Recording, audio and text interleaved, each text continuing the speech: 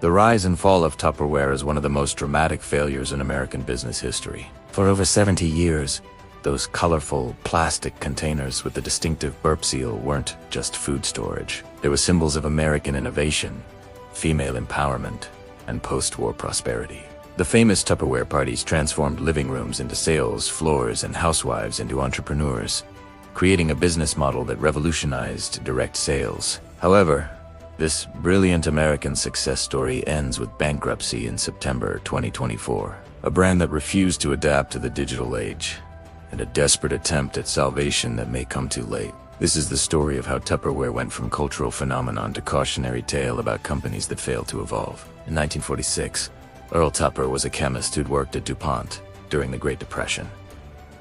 He didn't come from money. Born on a farm in New Hampshire in 1907, he watched his landscaping business fail during the Depression, then got a job at DuPont's plastics division out of necessity. But Tupper had an engineer's mind and inventor's obsession. During World War II, he'd worked with polyethylene slag, that black, smelly waste product from oil, refining that nobody wanted. When the war ended, Tupper saw opportunity where others saw garbage. That oily, foul-smelling polyethylene could be purified and molded into something revolutionary. He spent months experimenting, refining the slag into what he called poly-T, a flexible, non-porous, translucent plastic that came in bright colors. This wasn't the brittle, smelly plastic people knew. This was something new, something better. In 1946, Tupper introduced his first product, the Wonder Bowl. The bowl itself was innovative, but the real genius was the lid. Tupper had been inspired by paint can lids, those circular seals that created airtight closure. He adapted the concept, creating a flexible plastic lid that sealed with a distinctive burp.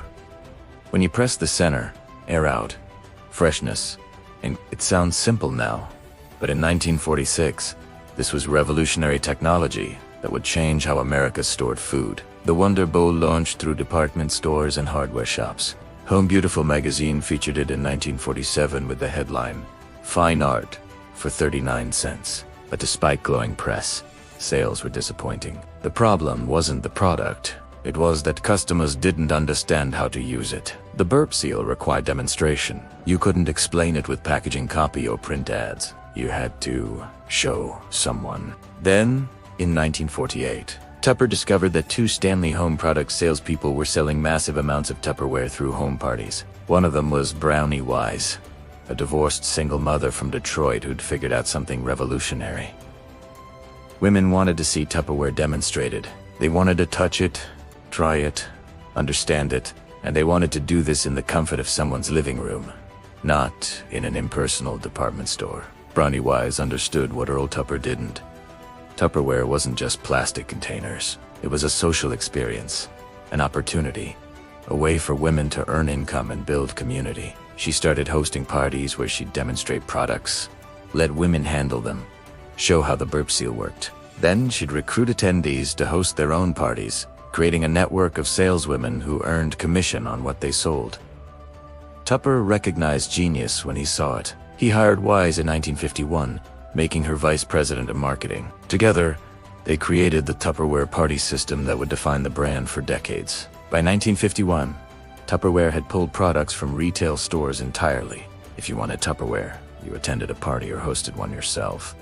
The exclusivity made it more desirable. The Tupperware party became a cultural phenomenon in 1950s America. Every week, thousands of women gathered in living rooms across the country. The hostess served snacks, the Tupperware lady demonstrated products, and guests placed orders while socializing. For 1950s housewives stuck at home, these parties offered something precious: community, entertainment, and for those who became sellers, income and independence. Wise transformed Tupperware into something bigger than plastic containers. She created elaborate reward systems, annual conferences called Jubilees, where top sellers received prizes like fur coats and cars, and a corporate culture that celebrated female achievement. In 1954, she became the first woman to appear on the cover of Businessweek magazine. Tupperware wasn't just selling products, they were selling opportunity, empowerment, the American dream in plastic form. But Earl Tupper and Brownie Wise clashed increasingly over company direction.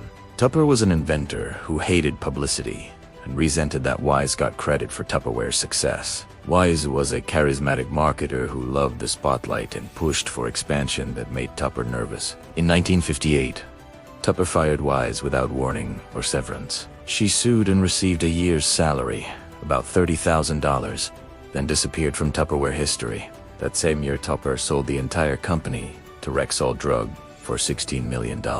He moved to Costa Rica, became a citizen to avoid U.S. taxes, and died there in 1983.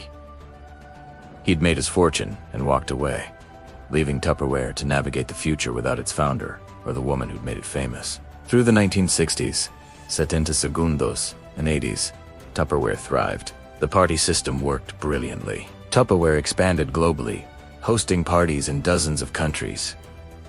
The brand became so ubiquitous that people called all plastic food storage Tupperware, regardless of manufacturer. Andy Warhol's 1962 silkscreen art helped cement Tupperware as cultural icon. The bright, cheerful containers appeared in every American kitchen, symbols of modern convenience and post-war prosperity. In 1996, Tupperware Brands Corporation went public. The company was generating hundreds of millions in revenue. The party system still worked.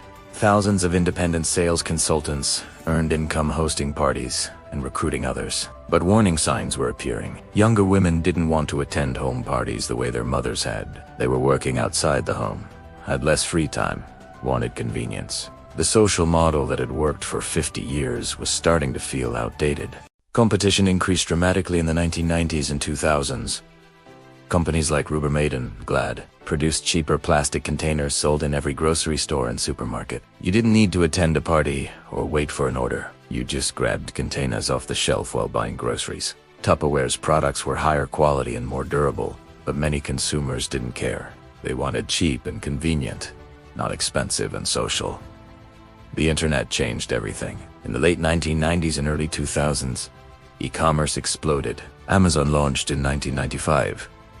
By 2000, people were buying everything online, but Tupperware clung to the party model. They believed their direct sales system was their competitive advantage.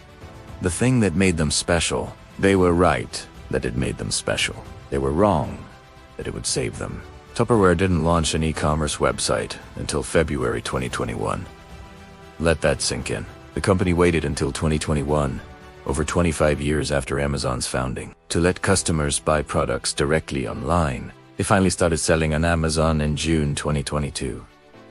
They didn't partner with Target for retail sales until October 2022. By then, it was far too late. The COVID-19 pandemic briefly looked like Tupperware's salvation. In 2020 and 2021, people stuck at home started cooking more, meal prepping, organizing kitchens. Tupperware sales surged.